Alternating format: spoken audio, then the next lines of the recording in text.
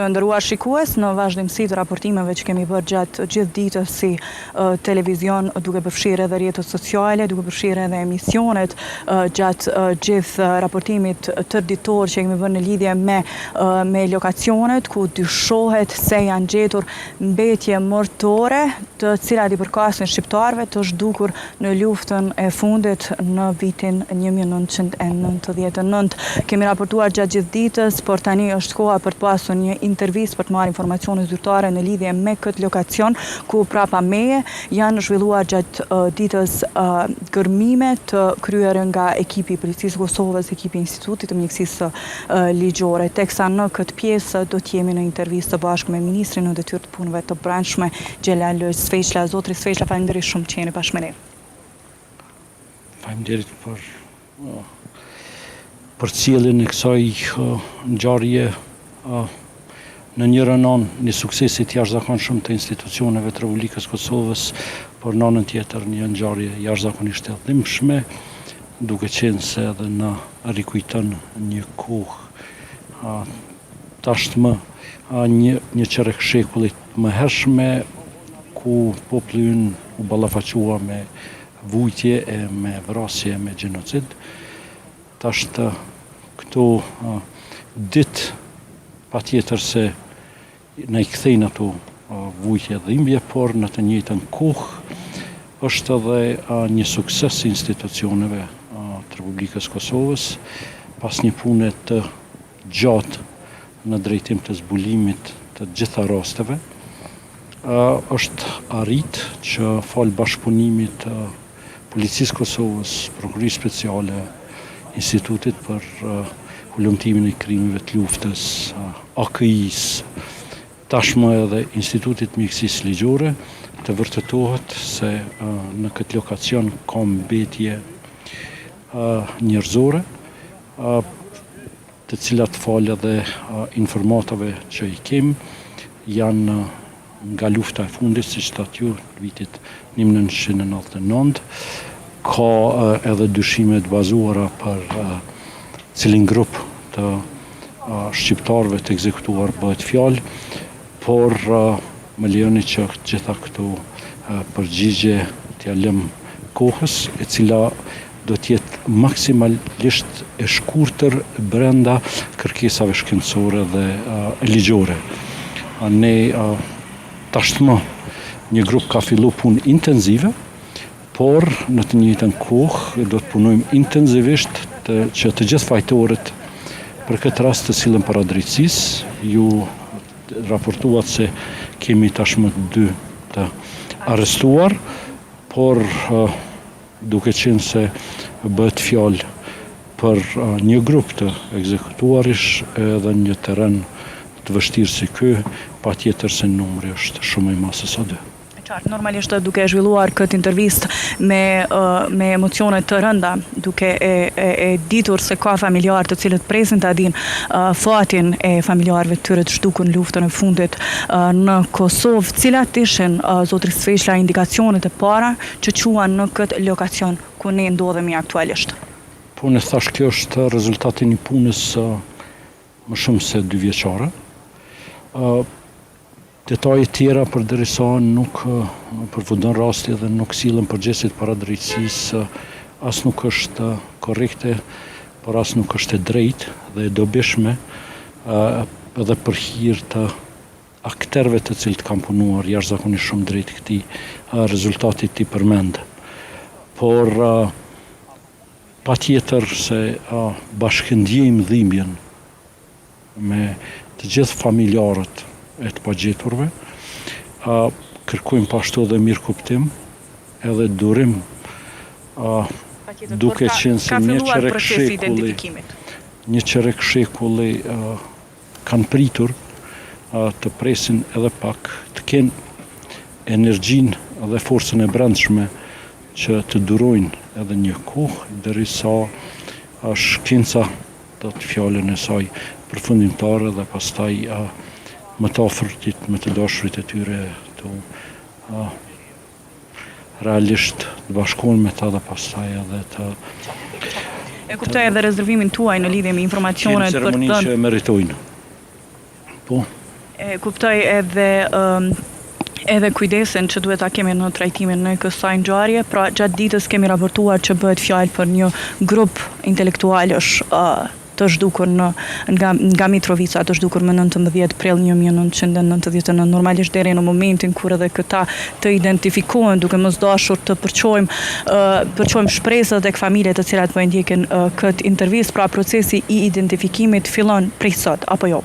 Shumë shpejt do të kemi përgjigjet e duhura. Shumë shpejt. Unë nuk mund t'u jap tash përgjigje konkrete, por shumë shpejt. Nuk do të mbetet asnjë pjesëtar I institucioneve të Republikës Kosovës që mund apo duhet të angazhohet në këtë proces e nuk do të angazhohet. Do thotë mobilizimi do të jetë maksimal.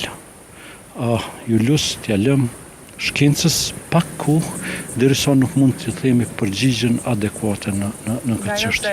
Nga jo se çfarë pat zotri Sveshla, bëhet fjalë për një varrjedhje masive apo për indikacione që të çojnë edhe në lokacione të tjera?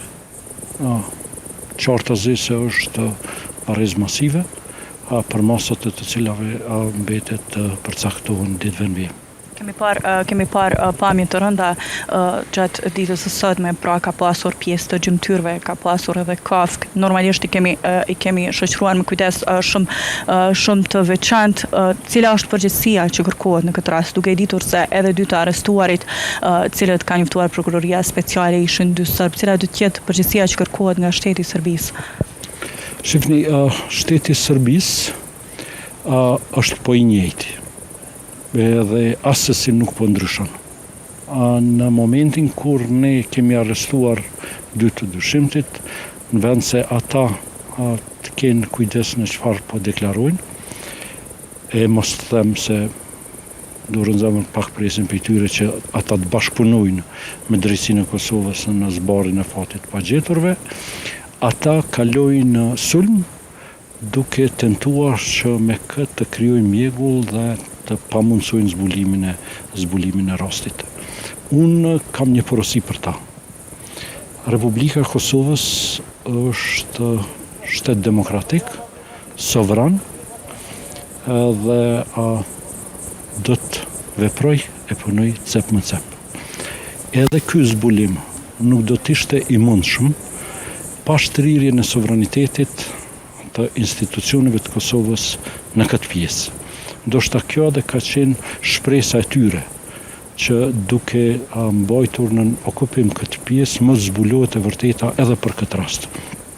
Unë ju them, brenda për brenda Republikës Kosovës, nuk do të lëm gur, nuk do të lëm centimetër dheu ton, pa shpalos e zbulu fatin e të gjithë të pagjeturve, kurse në të njëjtën kohë nuk do të lëm asnjë mekanizëm që ne kemi në dispozicion, që mos t'i bëjmë presion të vazhdueshëm Serbisë që të zbuloj varrezat masive atje. Ajo është obligim edhe për çdo vend e për çdo shtet, por është e qartë që Serbia nuk është shtet demokratik, është po ai shtet I cili ka kryer gjenocidin në Kosovë. Çfarë mesazhi është ky për syt e bashkisë ndërkombëtare? Çfarë mesazhi është ky për Serbinë, teksa në një ditë të tillë si kjo, kur edhe bëhen ngërmime të tilla, të cilat kanë të bëjnë me mbetje njerëzore të luftës së fundit në Kosovë, në vitin 1999, pra një grupi shqiptarësh, të cilët dyshohet, dyshimi fillestar është se kanë qenë duke ikur për në Maltëzi dhe më pas nga 2 personat arrestuar mbrëm janë vrarë dhe janë fshehur pikërisht në këtë lokacion. E riktheksoj në dyshimet fillestare, ka edhe deklarata të tilla në anën tjetër të Serbisë, që vijnë nga presidenti serb dhe ministrja serbe, ku ende pretendohet se Kosova është pjesë e Serbisë.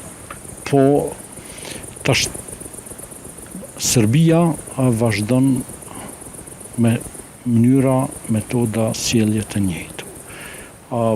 Është koha e fundit që bashkësia ndërkombëtare t'i hap syt dhe të kuptoj se Serbia është e njëjta, se duke ledhatuar atë nuk ndryshon. Serbia duhet vihet para presionit të vazhdueshëm gjithë botës demokratike, e jo të ledhatohet, në mënyrë që ajo të paktën në raport me Kosovën dhe shqiptarët të ndryshoj qasje. Patjetër që ne do të dëshironim që shteti fqin të jetë një vend demokratik, por kjo është çështje e popullit të Serbisë. Për ne është e rëndësishme që Serbia duhet të paguajë çmimin e të gjitha krimeve e gjenocidit që ka bërë në Kosovë, e në to përfshihen edhe deklaratat e vazhdueshme të kreut saj. Qoftë Aleksandar Vučić, qoftë Dačić, qoftë zavensës së tij, e cila haptas tha se do të bëja spastrim etnik në Kosovë më suksesshëm se sa satrapi Milošević. Deri këtu ka shku Serbia në këtë shkarjen e saj si shtet, si elit politike e nuk guxoj të them edhe si shoqëri. Ju falenderoj shumë zotri Sveqa për kohën që gjetët për të folur rreth kësaj teme kaq të ndjeshëm, teksa një hetim i tillë ende është në zhvillim. Sipër faleminderit. Faleminderit juve që po përcjellni punën dhe angazhimin e institucioneve sigurisë, po jo vetëm atyre.